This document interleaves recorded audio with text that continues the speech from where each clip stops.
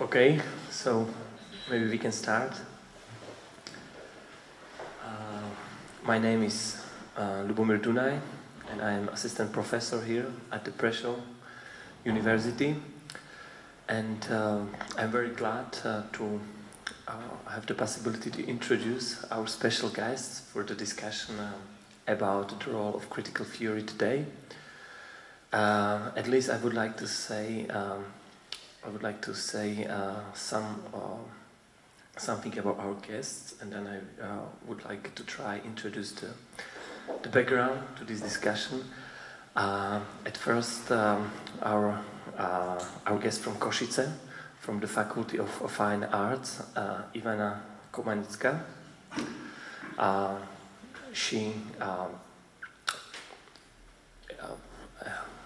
She's, as I said, professor of the fine arts, so his approach to critical theory is not directly through philosophy and through some abstract consideration and so on, but she's, with her work, also very active in, I would say, public sphere through many forms of exhibitions and various forms of events, where she tries especially to fight against, and in a very broad sense, against neoliberalism, and also against neoliberalism in the culture, and so as a way of life, many aspects of this problem. Then our guest from the United States and from Austria, from University of North Florida in Jacksonville, Herbert Kugler. He is, maybe I can say it, Frankfurt School of Philosophy but a little bit from external perspective now in the USA, and his most part of his research is critical hermeneutics, and also pragmatism, critical theory, and sorry if I forget something. And from Taiwan, from Taipei, from Academia Sinica, Fabian Heubel, and his major focus is on Chinese philosophy, critical theory, and also French philosophy, especially on Foucault. Okay, this is the introduction of guests. And to the background, this discussion. Today, at the beginning of workshop, I said that after my comeback from Frankfurt, I suggested to Vlado find some way how to connect his research about care of the self and ancient philosophy and my perspective of critical philosophy, since I believe that critical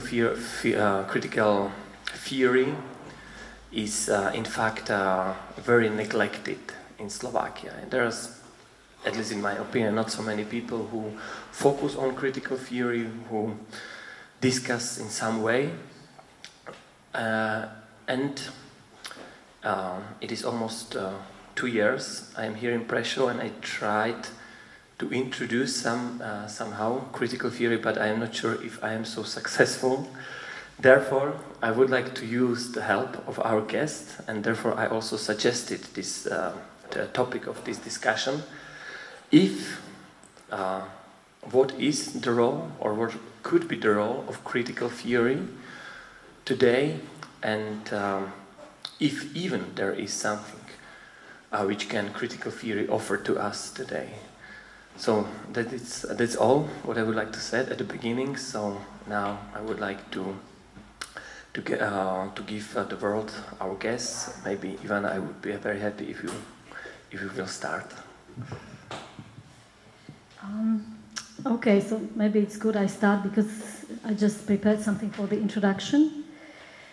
And then I'll be just open to what you say, and I'll try to make some comments maybe on it. And with this introduction, I'll probably also introduce what I'm interested in, or the way I think about the things.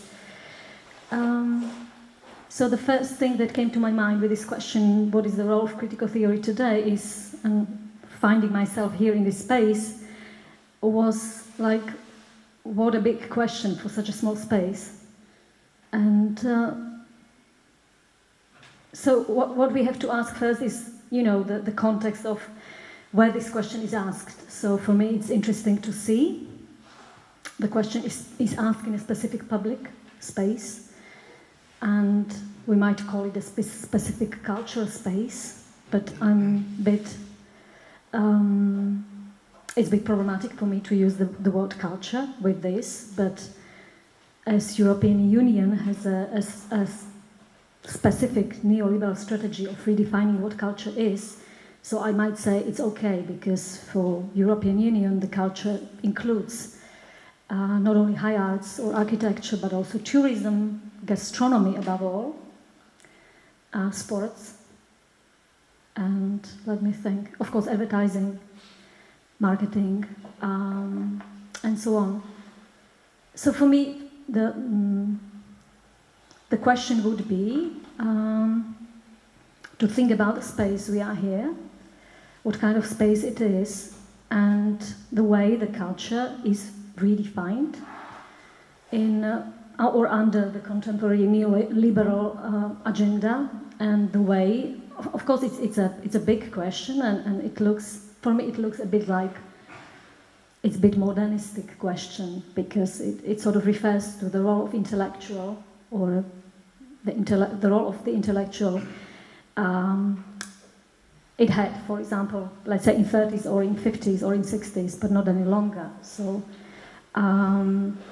we have to talk about who asked the questions, where these questions are posed, what kind of background there is for these kind of questions.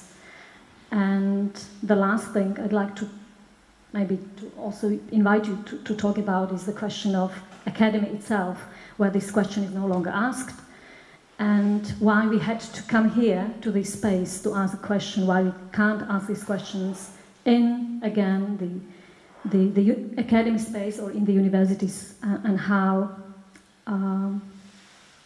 so that's just for the beginning.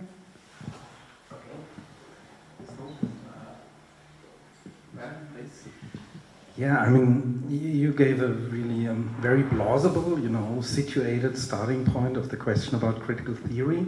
And I mean, just because I also thought about what this question could mean, and I have to admit that in the context of our 2-day workshop during the day, where we talk about the global era, the care of the self of the global era, somehow I fused this question. What is the role of critical theory today in the global era? And I would actually say that globalization and being situated now in this particular space, but within a context that is globally networked, is one of the major challenges of critical theory. So historically I also took this this task, or the task of reflection, very concrete. I mean, critical theory is a particular theoretical movement that, as you correctly point out, from its inception with Max Horkheimer's directorship of the Frankfurt School Institute for Social Research, attempted within a context of philosophical education and social scientific research to transcend the narrow confines of academia.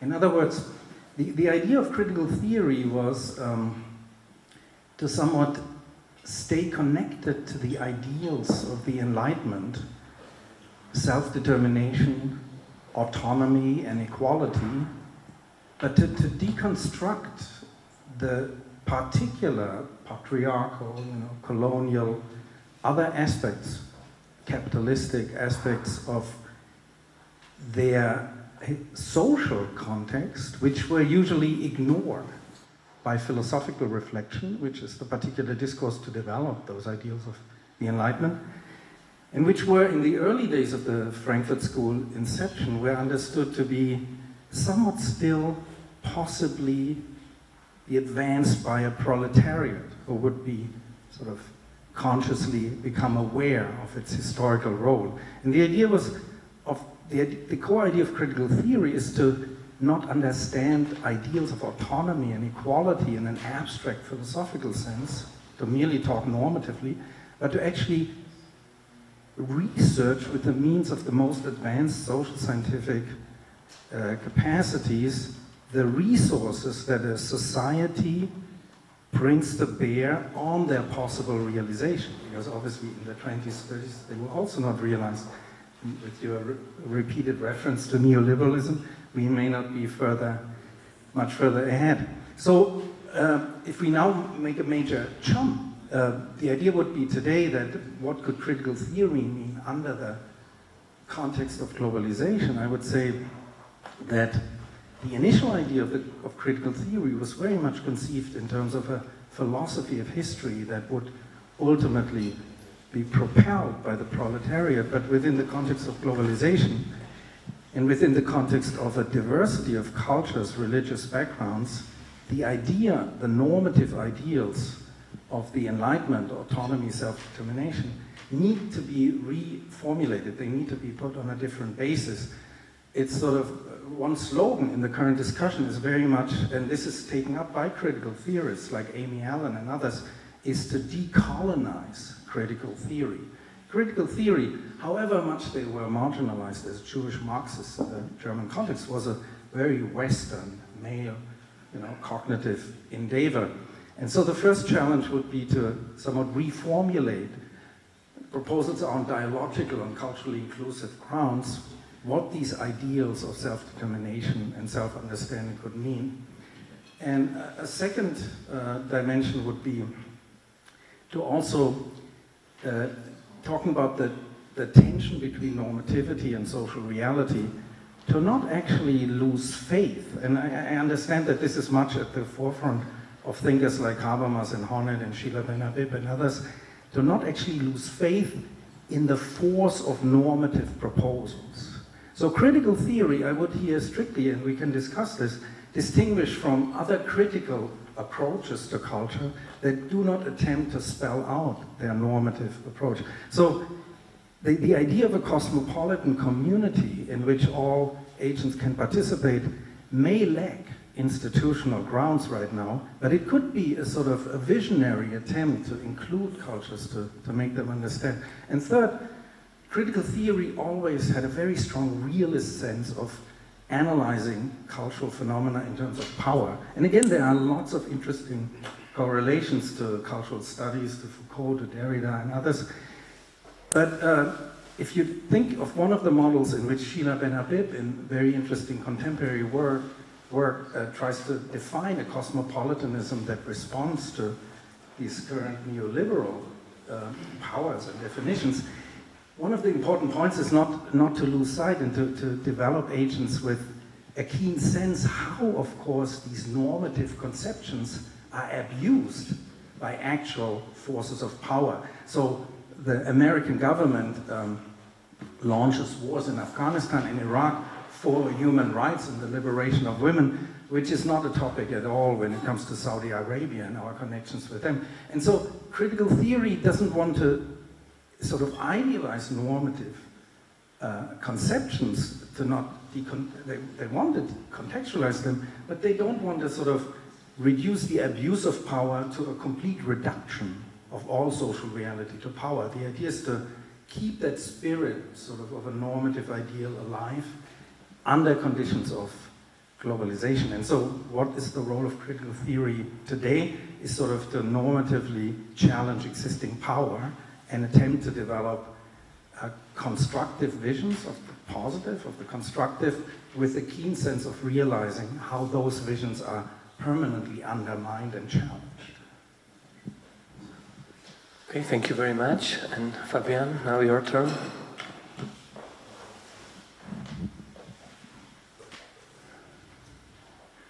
I would like to start with your idea that critical theory is neglected here, but maybe it's neglected in many places. And the question why something is neglected leads me to my first point, that critical theory as we see it today emerged out of an urgency, an historical urgency. I don't know how to translate note into English. Is it urgency or what is it? Necessity? No. Challenge. It's not all this. All this is different. So if we speak in German, and this is something Adorno often spoke of, Bewusstsein von Nöten. That is a consciousness of an urgent situation, but this is not a good translation. Not is, in this sense, a situation of pain, of need. A need. It's needed. Yes, it's a need. A need for thinking. So urgency, there is a need, but note is also a description of the situation we are in. And this is a situation of lack and of pain. And how can we describe it in other words? So I want to start with the fact that critical theory developed in exile, that it really became what it is today, an influential global intellectual position, through the attempt to face an urgency, to face the race of National Socialism in Europe, and to try to describe in language what escapes the possibility of describing it in language. And in this sense, I'm interested in the question what today may be urgency. What is urgent for us today? So critical theory may only be not neglected when we can answer the question, what is urgent today? What is an urgent need today? What are the painful problems of today? So maybe you can say a little bit about the painful problems you see in Slovakia. Because after 1945, there is a saying that the Frankfurt School became the intellectual foundation of the Federal Republic of Germany. That somehow there is, maybe you can say critical words on this immediately, but there is a book called The Intellectual Foundation of the Federal Republic, and I think it's interesting in this sense that it became something integrated into an existing state. So what we maybe miss today when we look at critical theory today is this sense of urgency, the sense that there are problems we have really to struggle with, that are problems which are beyond our reach, beyond our language, beyond our understanding, beyond our consciousness. And if we look at the dialectic of enlightenment, what the whole text is about is a struggle with the situation they faced, Adorno and Horkheimer faced, and a struggle also with language. A struggle with the possibility to speak about something which is extremely hard to understand because it has a catastrophic dimension. So what I would say is maybe a kind of urgency which is at the same time completely neglected by critical theory, is a radical shift in global power and a kind of decline of the normative project of Europe. The impossible task to reformulate this project in a changing constellation of global power. So I would say that today the global significance of critical theory is somehow very difficult to speak about, because what today is normally seen as Frankfurt School critical theory is a theory who is not conscious about the urgent needs of today in a global context. Yeah, of course, Bert will have a chance, but just one remark to avoid maybe this your point. We suggested the name of this discussion not what is the role of Frankfurt School in global era, but critical theory in more general sense, also with its all centers in the USA, maybe in Prague, in Rome, and so. But I definitely like your point with regard to Frankfurt, and I would like to hear your, of course, give a chance for your reaction, and then maybe Ivana can tell us where she sees the urgency in Slovakia, if you like to say.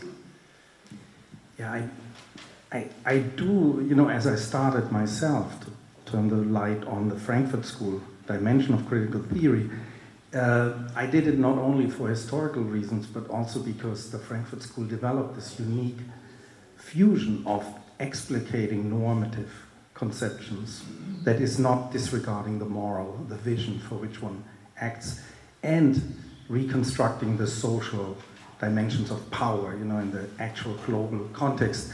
So I just want to say, I contest sort of the construction, and I think it's not adequate, really. I like very much the idea of urgency, but critical theory was conceived in Germany as that ideal by Horkheimer to fuse the normative conception with a Marxist, realist conception of social analysis. It received an immense shock and urgency in a general sense by having to flee Hitler, which, however, to my understanding, did not productively unleash the potential of the Frankfurt School, but it led to the dialectic of enlightenment, in which all reason is defined as instrumental reason. All reason is the domination of nature. That's the first point. So the challenge was to develop another ideal of normative self-understandings out of that dead end, Sackgasse, into which the Frankfurt School developed, because Hitler, fascists, Stalinists, and American consumerism, somewhat ironically, because to match consumerism with fascism and Stalinism is quite an interpretive challenge or feat. So that was the first point. The second point is there is no general incapacity to speak about suffering as such. There is an urgency, there is a challenge to articulate what happens to us, but the Frankfurt School, and I would say generally the critical theory, it is critical theory, is not developing a kind of abstract romantic awe with regard to the inarticulable suffering of the world. But the challenge that we have is to precisely reconstruct theoretically how power functions. It is a theory, it's not addressing itself to some emotion or some understanding. The lack of language that Adorno and Horkheimer reconstructed was the particular lack of articulating alternative visions of understanding that are defined by capitalistic and consumerist and power-defined practices. That leads to the third point of my discussion partner here, that the current Frankfurt School is incapable of addressing the normative challenges. And it is insinuated that its problem is a decline of Europe as a power. Now, note that it's neither explained in which this incapacity consists. It hasn't been given, so it's actually hard for me. I may refute it because I think I know where it's coming from, but it's actually not articulated why the current Frankfurt School is incapable of articulating this general vision. And if I can just say, I mean, maybe I should just give you the mic back and say, what do you mean?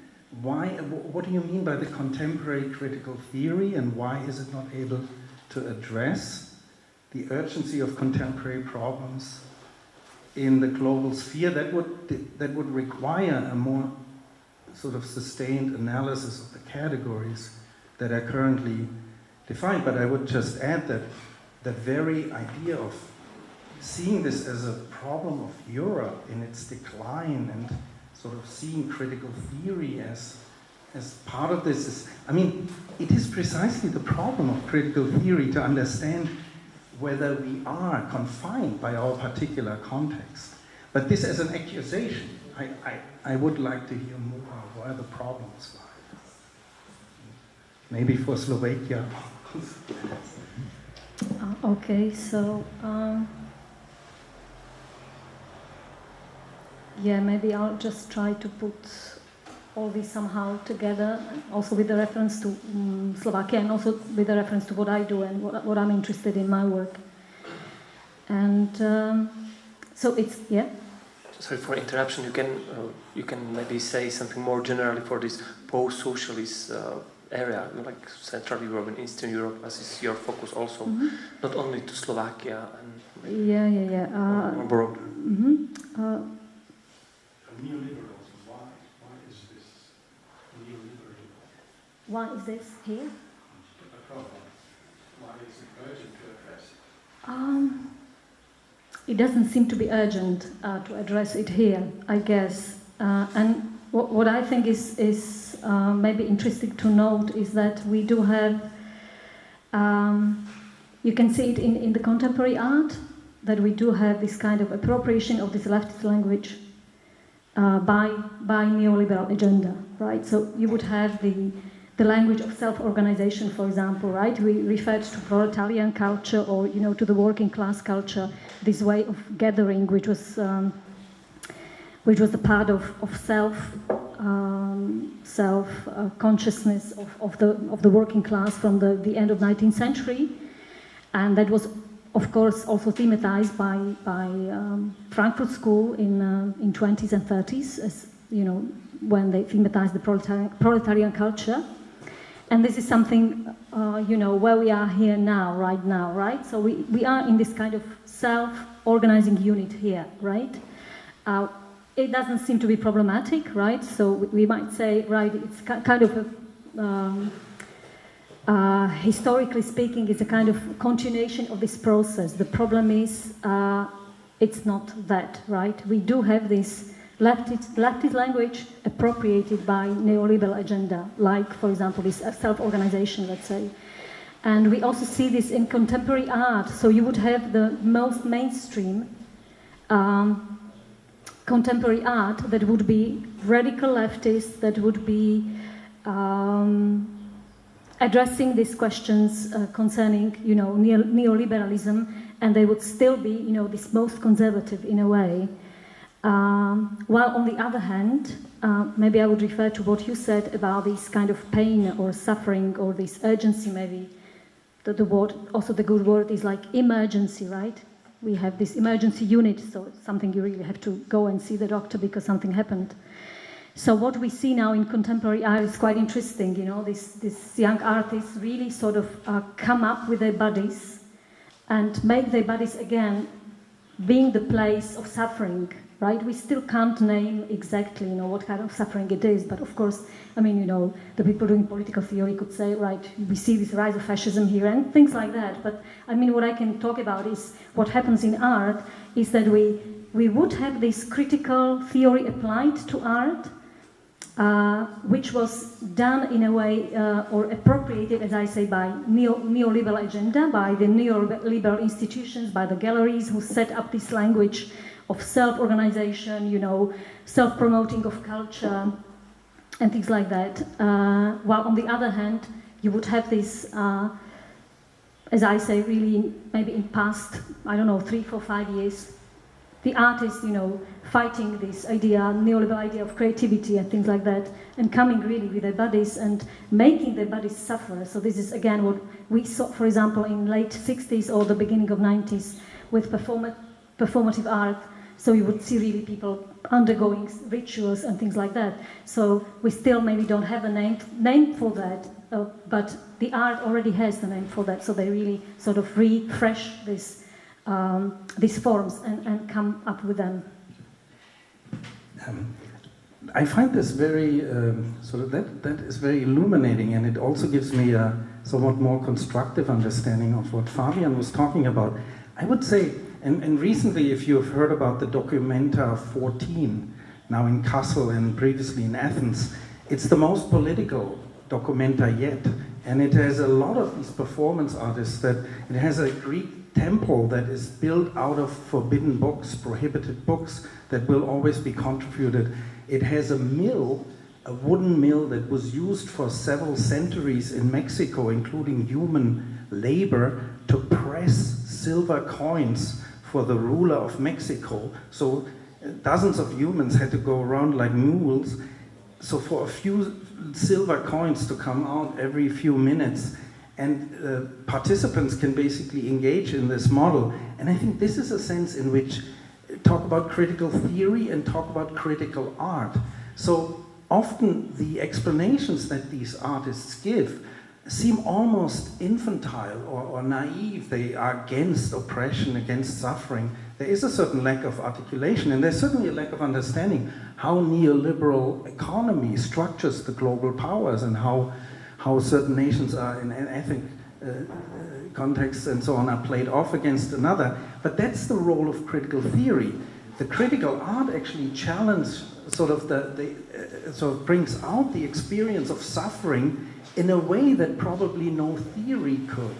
And in that sense, there is something unnameable, of course, about the incredible suffering and the pain that happens, but I always understood it as some kind of division of labor for theorists to reconstruct what can be reconstructed. Our task is, of course, to understand Auschwitz, even though we can never understand Auschwitz. So in other words, we have to reconstruct anti-Semitism, racism, how it was used, how the Weimar Republic developed, without ever being able to understand Auschwitz fully. And so what you just said, I think, was a very strong illustration of this role of art in shocking us out of our sort of habitual, normalized comfort zones.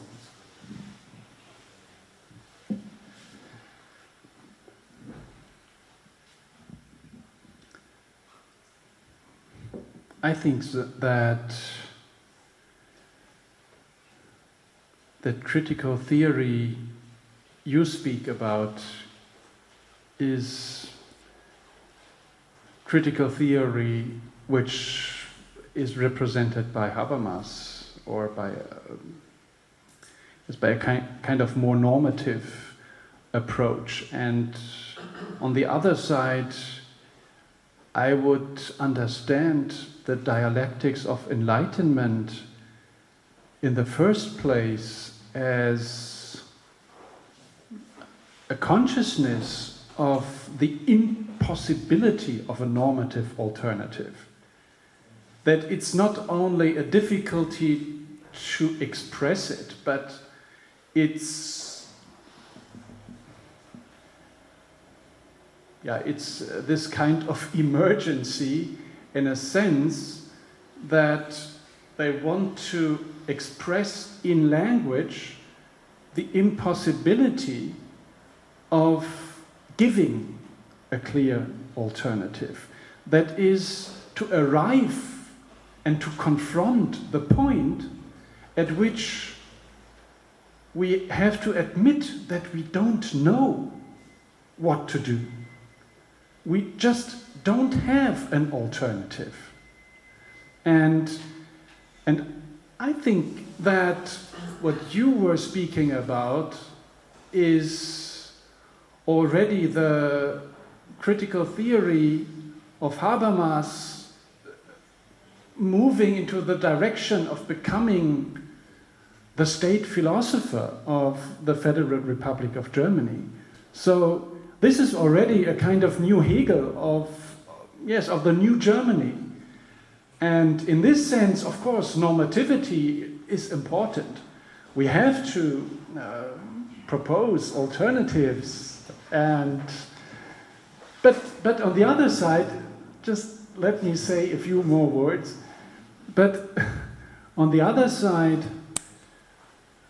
I think what is really interesting is to look at the urgency which is expressed through bodies. And artists, of course, are very sensible for these kind of developments. And in this sense, I think it is interesting that we were talking today about the care of the self, but somehow what we see there is the opposite. It's a kind of non-care of the self. It is a kind of abandonment of oneself. It is a deliberate attitude of making oneself suffer, but it's not just making oneself suffer because one likes suffering. It's because in some situations we have to go through suffering and painful experience to liberate ourselves in some sense. And so I would be interested to hear more about your interpretation of these kind of artistic developments. You can start. Yeah, so maybe just, well, of course, the way the artists talk about is, let's say, through the exhibitions, which also they do have their own language, right? So sometimes it's enough if you come to the exhibition and maybe you don't really sort of verbalize this. But we also do have already some of the art theories. Maybe I would mention Nicolas Bourriot, a French art theorist who also is a curator and who sees maybe this kind of turning point in art. And there are also some philosophers who get back to Gilles Deleuze and exactly to the idea you were talking today about, and this idea of affectivity or of the body as intensity. And so maybe this is the kind of a context they work with, philosophical context they work with. But you were asking me about how I interpret this kind of a shift, or how I see the... Is why the suffering of the body becomes an important issue? Well, it has always been an issue. It was not abandoned at all. So we could say this was an issue. For example, if not in an official art, let's say, or in the art in the galleries, it was an issue in subcultures, right? So I don't know, in 70s this would be an issue. I don't know, in punk, or in 90s you would have this issue again somewhere. So it was a kind of a part of subcultures always. I mean, this idea of making body suffer somehow. But maybe if there is a kind of shift today to how it gets really to, I don't want to say to mainstream galleries, but how it really gets to the space where you can see contemporary art, so it really comes out of the subculture, right? So it's, well, I really don't know, I don't have the name for it. I think there are really kind of new, I would call it a kind of new sensitivity, or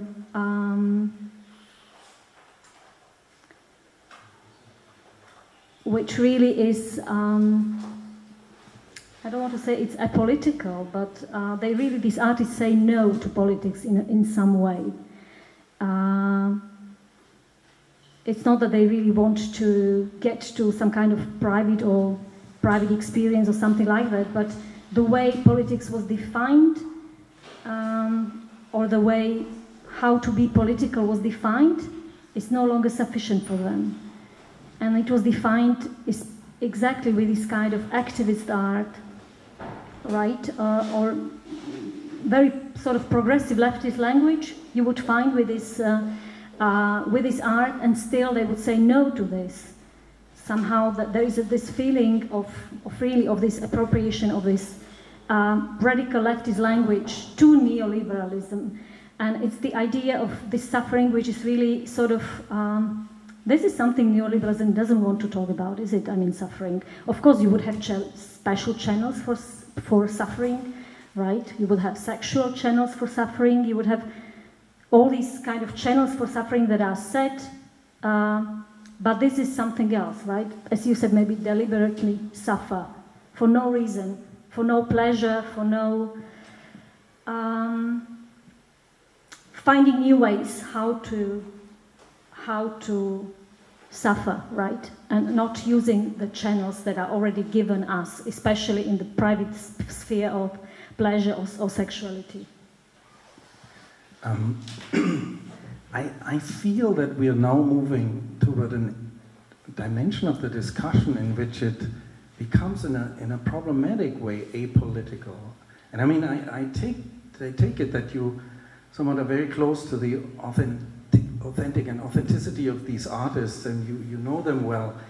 But I thought the idea of critical theory was to actually, and also of critical art and activist art, was to understand that things could change, that there is a social cause, that we want to challenge our habits, our normalized pre-understandings. We want to articulate something different. And then it's telling that, and I tried to give this account previously with a suffering that must be, or is experienced through the aesthetic experience itself. There I would say, you can of course refer to Deleuze or to some aesthetic theories, but the very idea of the experience of art is that, and it's somewhat dialectical, that while of course we need theories to frame what that experience is, even if the theory would say there's something that cannot be articulated, the very experience comes always from the artwork, is never replaceable by a theory. Then otherwise you would eliminate actually your aesthetic grounding. But it's something else to say I cannot articulate, or the suffering as an experience is inarticulable in the current language, than to say that there are no accounts that could explain why I am in such a position of suffering. And I mean, I would contest this. I mean, we also don't have to necessarily, I would say as a critical theorist, endorse all forms of just general emphasis of suffering. So as I pointed out with the Documenta 14, there's a very clear political understanding of those artists, and yet their means is to express it in a way that cannot ever be replaced by theory. Theory can explain processes, but there is, and it's not that this is just suffering, but it's somehow related to those processes. And okay, I would like to ask you for for the last reactions, and then and then we will, or I'm going to open discussion. So okay, so maybe just to answer your question about it's really this part of this agenda. Well, when we get back to suffering, okay, so we would see suffering, but we would see suffering in minorities or in some other countries, and we already know, we already know why they are suffering, right? Being a part of certain minority. But you would not see suffering in, I don't want to say like middle-aged, white man, successful, whatever, right? So that's the problem, and that's the problem also in art, that you would have this kind of art where you would exactly have this kind of totalitarian vision of, as you said, masses of people, working for emperor, just, producing some coins. We would have agenda of, I don't know, women, of gypsies in Slovakia, right? So you would be really, well, it's called in critical art theory, you would just play out your role that is already given, right, to your social role. And what's interesting about this is, as I said, to show the suffering is present here in the first world. And it's not, it's not in the other, it's not in these minorities, it's not in the, right? It's here, it's... Fabiana? No, you still have your last reaction, and maybe Bert, if you like.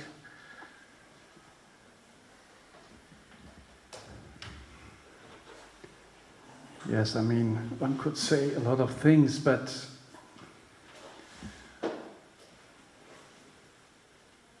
sometimes I have the impression that also people like Amy Allen, who try to speak about the decolonization of critical theory, are far, far away from the problems. They just don't get it. I mean, that... But you do. That's... No, I mean to say that. You make a claim here, and let us know yes, what I it make is. a claim, yes. And the question for me is that Amy Allen is speaking about, how's this called in English, Selbstzufriedenheit of critical theory, a kind of self-sufficiency or what,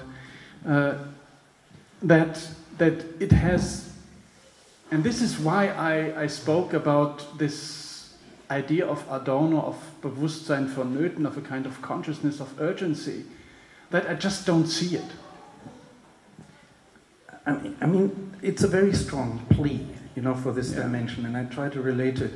I would be a little more cautious. I would shy away from attributing certain mental states to sort of employed intellectuals who get a certain reception. But I want to say that these dimensions of articulating suffering, and breaking out and bringing the urgency sort of into this dimension is very important. But I would also think on the theoretical level, and of course, I don't get over this idea that I was attributed to Habermas and a state philosopher, so I would like to argue that Hegel, of course, said the real is... Axel Honneth would say. Yes. But Axel Honneth did... Well, then Axel Honneth is better, but listen, the real is rational and the rational is real. So whoever tries to articulate a more constructive or more articulated vision of normativity that you can locate in certain institutions or groups would be a state philosopher. That's very problematic. I mean, we have sort of differing views here, because I think precisely this idea of locating reasonable activism in particular groups and institutions got lost in the early critical theory after fascism. But I want to concretely, just in 2 sentences, say the emphasis, which, with due respect, if we make strong claims about critical theory, this emphasis on the body, I think is somewhat, it's very important and it's very present, and yet it's somewhat misleading. I think what is still, what we want to overcome in philosophy generally, not just critical theory, is this body-mind distinction of the Enlightenment. And what is the problematics of exclusion, of suffering, of destruction, is this lack of recognition, this lack of being somewhat recognized. It's not just bodies, whatever that means. It's subjects, it's agents, it's someone who is excluded. First and second, I think it makes a theoretical difference, and this is more specific than we previously got, but the Habermasian theory is indeed very Hegelian in that it develops a concept of reason that develops from forms of communication up to the institutions of Western modernity. Science is the discursive validity claim of truth. Morality is the discursive validity claim of rightness, being morally or normatively right, and so on. So in that sense, Habermas is extremely ethnocentric and extremely limited, and to defend such a model that claims to be communicatively open but has a developmental logic that puts our societies with their institutions at the center of the height of rational development is highly problematic, and we should not endorse it. So we need a model of dialogical interaction with other cultures that avoids developmental logics a la Hegel and Habermas, and that is open to the full recognition of other subjects in their bodily and also in their spiritual, cultural. And I say spiritual because that's another thing we didn't talk about even. Critical theory is an extremely secular theory, but most agents require and are grounded in religious contexts. Critical theory has not yet taken that step to fully reconstruct the rational and the recognizing potential in actually situated agents. But in that sense, I mean, just to defend myself and also to suggest the Habermasian model is problematic, but the aim of articulating normative ideals should not be per se sort of covered under a verdict of normalizing.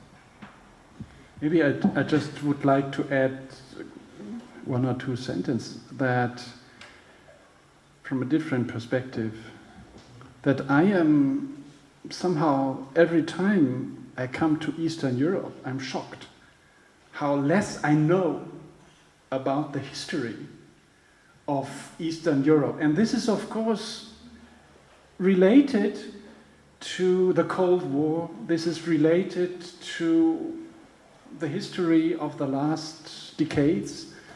But at the same time, I don't have the impression that we have moved beyond somehow the logic of Cold War thinking. That the knowledge, for example, of certain urgency you may feel here is, for example, the strike of workers in Bratislava. I've never read about this in German newspapers. So this is something I want to say. Of course, I'm normally focusing on the Far East, on China, and questions of modernization, of extremely catastrophic processes of modernization we can see there since the 19th century. But if we look to Europe, as I said, I'm somehow shocked how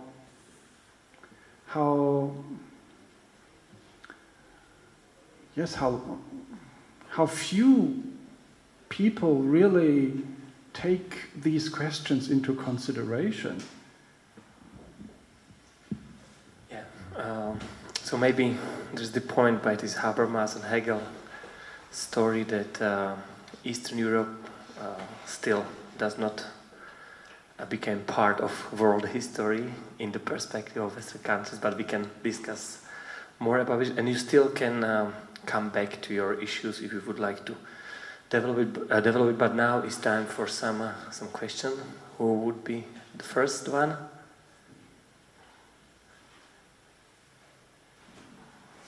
Nobody?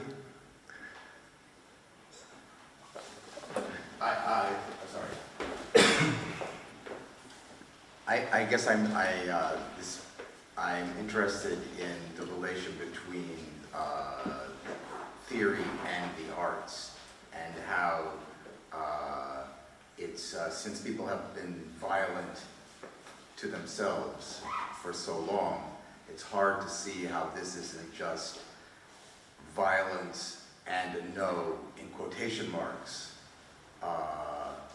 When, I don't know,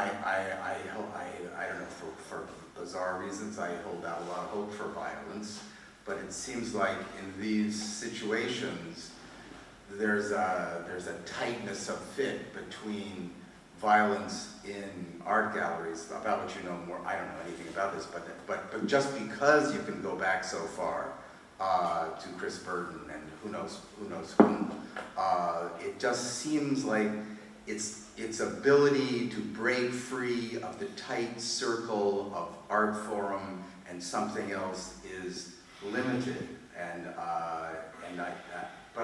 As I say, I have great hope for violence, but I'm just worried about, that its tightness of fit to the theory.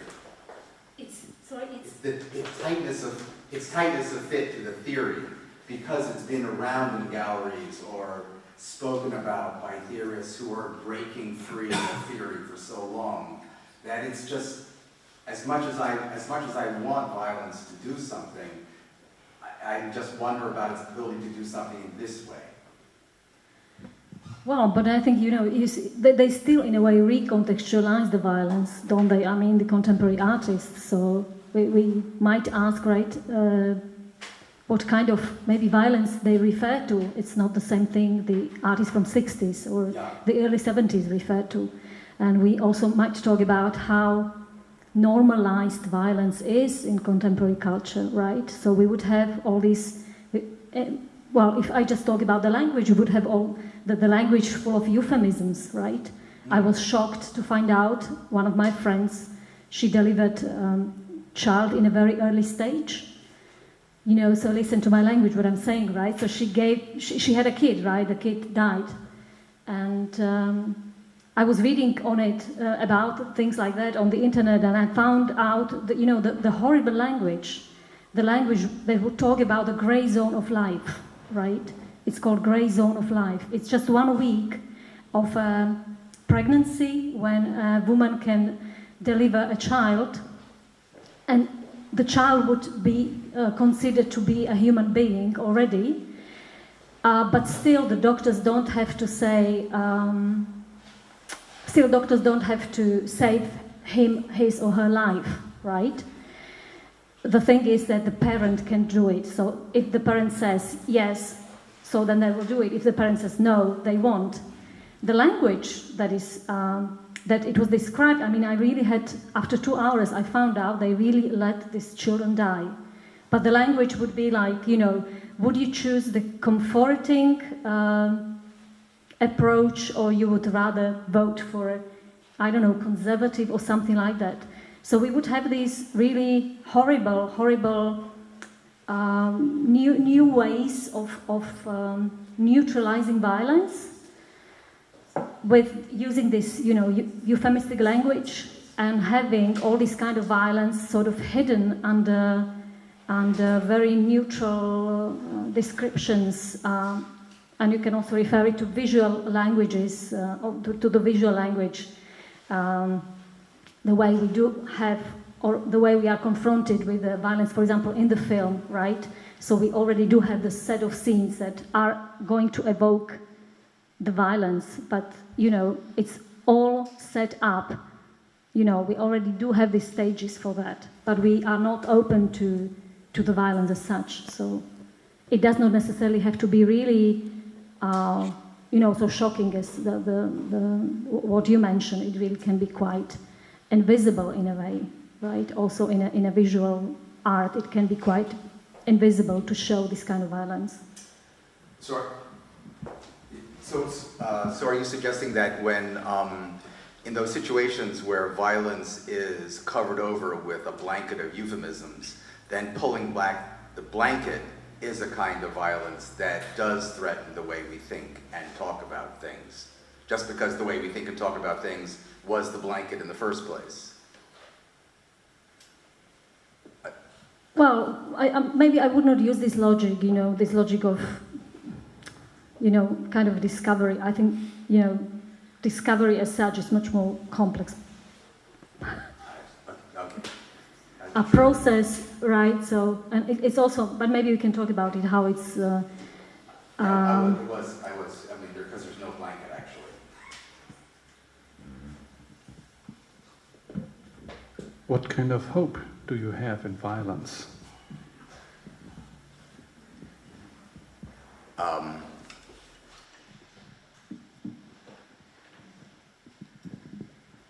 The hope is just I think it's because I feel like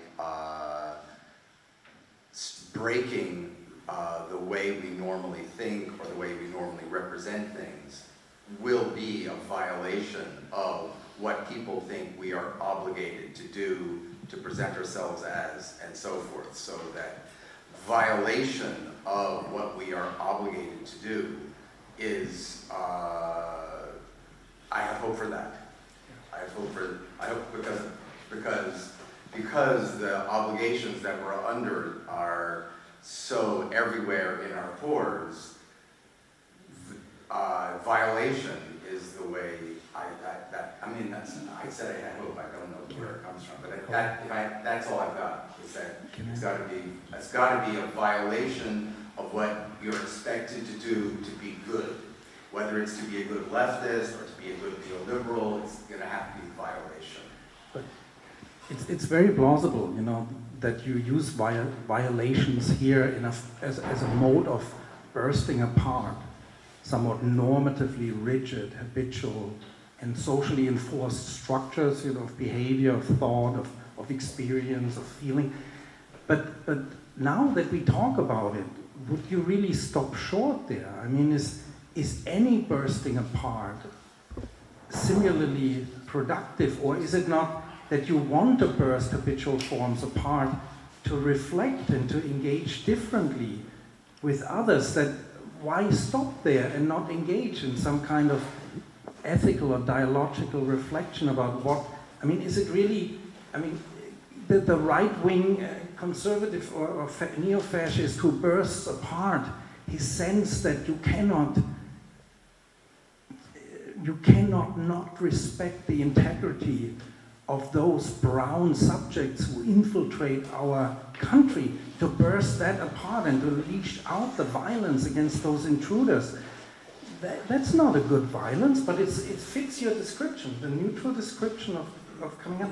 And similarly with the euphemism in your language, it's very productive to challenge that as a euphemism, but the violence depends in some sense on whether we understand this to be a human life. And in other words, we should channel it back into these extremely difficult decisions about abortion, about when does our right end or begin to take a life away, when does it begin? And they're very difficult decisions, and it's good to challenge a euphemistic language that mulls us, that numbs us, but that is not the final point. If I come to the conclusion that I should not regard it yet as life, with stem cell research, is it violence to stem cell research? Is it? And just then the discussion starts. So I see sort of this aesthetic moment as an integral moment to think differently, but there's no reason why we don't embed it in some kind of reasonable understanding of how we engage. And maybe just one point that that precisely this kind of liminal situations, they are not the spaces where we really can theorize about, right? So that these are the things that are that overwhelms us, or we are touched by these things. It's not as well, you don't have this space for contemplation. You don't have the time for contemplation, right? But what you are faced is with really this euphemism, right? You even don't understand, what they say simply. So what I want to say is that, that is of course, that is a problem of power, right? But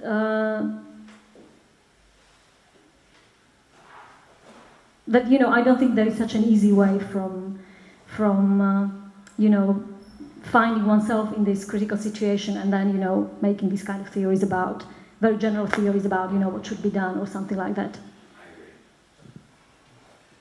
Okay, so my question is a bit Kantian, and I want to ask you if critical theory can give us some advice what we shall to do.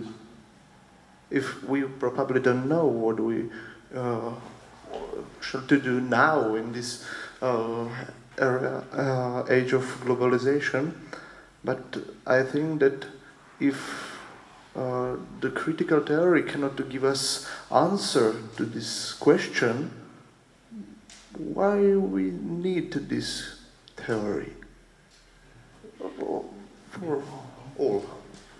So, I mean, the critical theory of a universal dialogue that I, with disregard, with rejection of the developmental account and a Hegelian account and so on, that I was proposing here, would always emphasize that we don't just set up, as Kant did, a universal maxim of, the Kantian morality, that I should only act such that everything I do could be a universal law. And that you do in your own inner mental sphere in Kant. You ask yourself, what could be a universal law?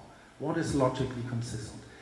You have to move out of this encapsulation of the Cartesian mind. You have to engage the other cultures, engage situated agents, include bodily experience, and then figure out in open conversations and in engagements with the agents themselves and with others whom you are affecting, what the norms, what the rules, what the conceptions of your social life should be. And everyone who is affected, that's the idea, has a saying in this. Then ultimately, it's up to you whether you act morally, but you don't have to. The very beauty of moral action is that you can act immorally, that it's a choice, you don't have to do it. But the philosopher doesn't tell you anymore what to do. The philosopher now, the critical theorist, tries to set up conditions in which agents themselves determine what they're going to do, based on the knowledge of power, based on the resources, based on the experiences of suffering of agents. I mean, all this discussion about art in the aesthetic realm, I understand also, I don't want to reduce it to this, but it's also a way to making us infinitely more sensitive toward the suffering that we experience, which would then, in each situation, require a sensitive action, not just one that is predetermined.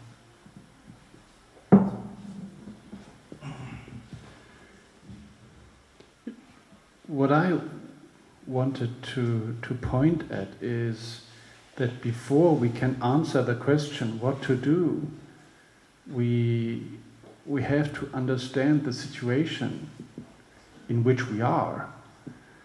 And the problem is that the other way around, if you don't understand the situation you are in and very hastily try to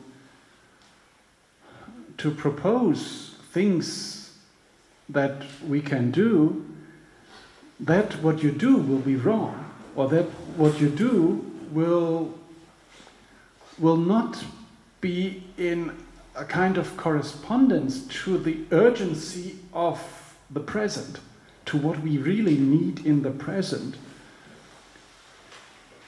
So the problem, critical theory as I understand it,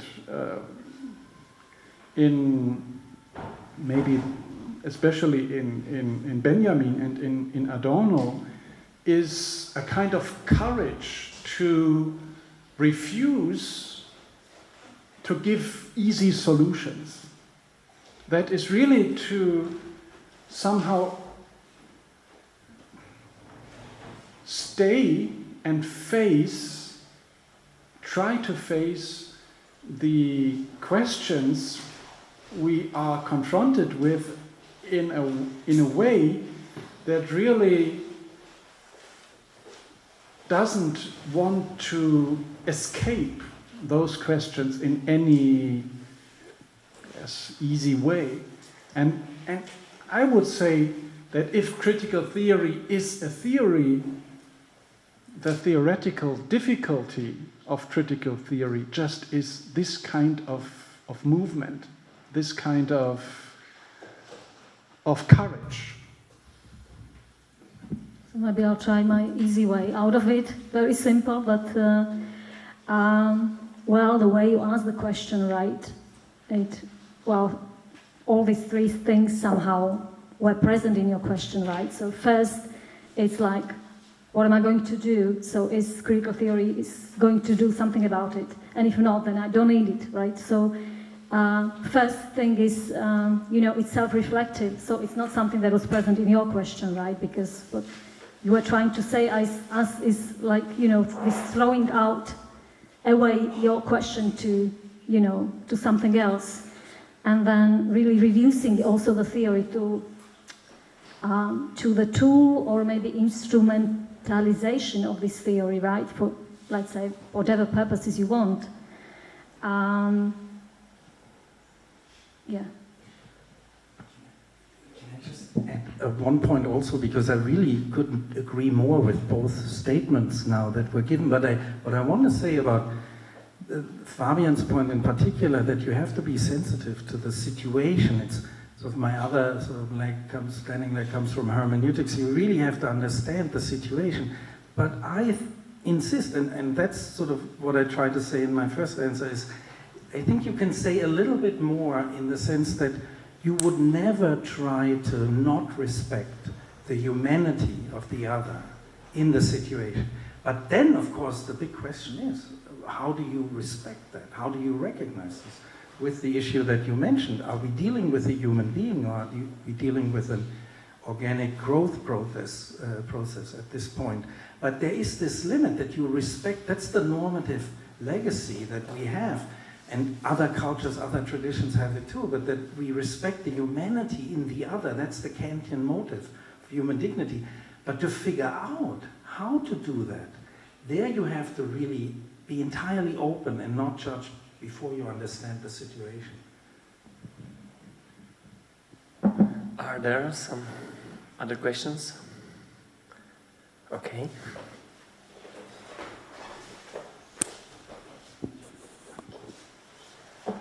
So may I ask, there are some people who are in power and they feel, I think, comfortable with the current situation in the world. So if there were answers, let's say, to all of these questions, would these people accept these answers, even if they were like the good way or the solution, what to do?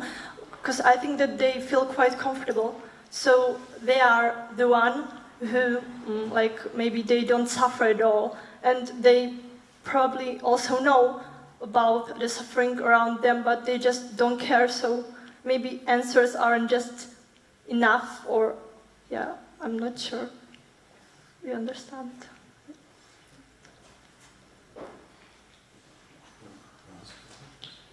Bert, you can start. It's not so important who.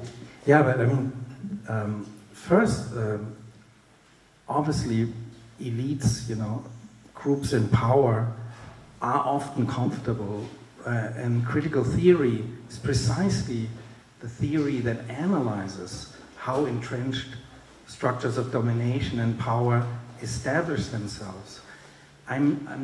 The idea is to articulate sort of a certain conception of how negotiations about norms and how a better society would be possible. And some of our disagreement here was to the extent that you should or could articulate this, to the extent that you need a different sensibility through art, and so on. But at the very end, you said, is theory enough, or what should you do? Well, a big... It isn't just like kind of utopia or something. Like you can't really reach it in our world, like in our century. And it isn't like just kind of a dream which like we can't reach because of we are a human, Yeah. So I don't know. Like. Well, I mean, I try to be brief, but just to say, I mean, that's precisely where if you have a certain ideal of inclusion and recognition of the other's humanity, you can relate that. And critical theory would generally relate this to social struggles for more inclusion and more liberation. So after, I mean, historically again, the big hope that the proletariat would rise up in a Marxian universal consciousness and establish a classless society ended up in so many proletariats split up in fascist and other democratic nations. And sort of there was this big decline, and that sort of, for me, is the pessimism of the critical theory that cannot articulate anymore where we go and so on. But critical theory has somewhat risen up from this with the gay rights movement, with the feminist movement, with the post-colonial movement, with attempts to establish more free spaces and to change our thinking and to change our actual political situation. So the idea is not to be naive or pink-eyed, but to also see the resources of actual political participation. The real question is how far you go, again, with actual, not artistic, representative violence, but with actual violence, sort of terrorism or militant struggle. That's a big question, whether you can, and Opunti, others, how much military violence is possible. And in that sense, again, I mean, critical theory today sounds a little bit more like a state philosophy, that one aims as much as possible to stay within the confines of a democratic nation state and use forms of resistance like civil disobedience, and strong demonstrations that include the occasional police car that's burning and so on, but it's not going into the Red Army fraction and so on. So it's a very dangerous question, that you ask about, but one has this political, to tie it to existing political social movements makes it what Karl Mannheim called a real utopian conception, not an abstract utopia. An abstract utopia would be sort of, let's just now start the classless society. Well, how is it possible? But there are political movements, there are social movements. It's not gray and gray. It's not so desperate as it is, of course.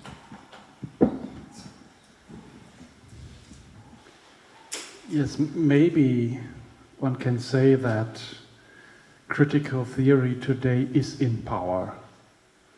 It is on the side of power.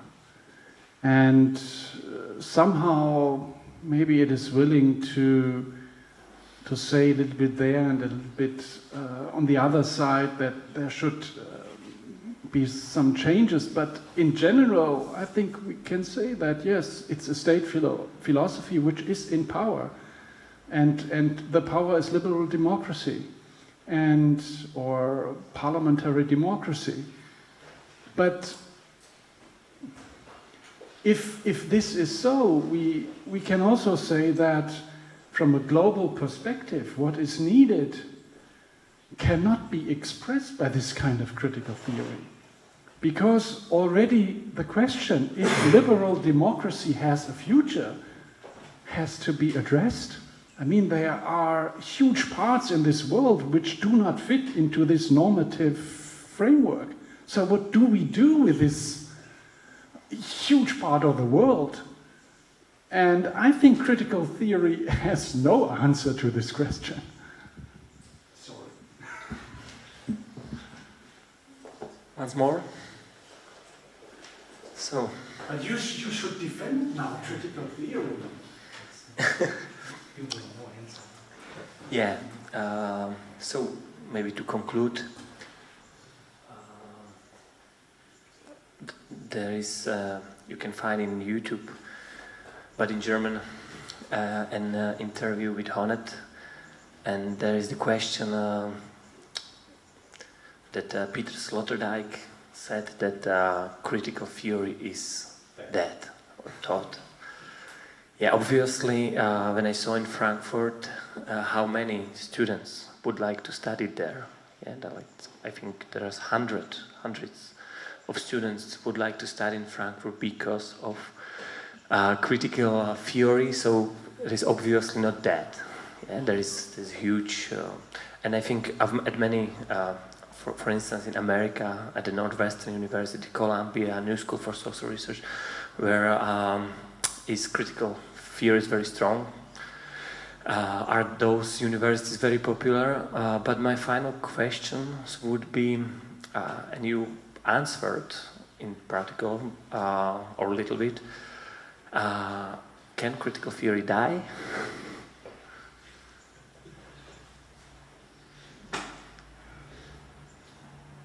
If it is, for example, not able to go behind it. As long as there is urgency, it will not die. Of course not. And I mean, we are a little in disagreement towards the current discursive articulation that counts as the dominant critical theory, which he thinks is pretty dead in terms of its resistance resources. And I was giving a, not identical, but a much more constructive vision of how the resources of recognition of the other and analysis of power relations make even the contemporary critical theory a project that is widely alive. Maybe I'll just say it in a metaphor. I mean, as soon as there is one lively human being that carries it, it will not die, because it's something that has to be nurtured and lived by. So. Okay, so I would like to thank very much our guests, and hope that in the future, maybe in a few years, we can meet here again, and then we'll discuss if critical theory is still alive or what is necessary to do. Okay, so thank you very much for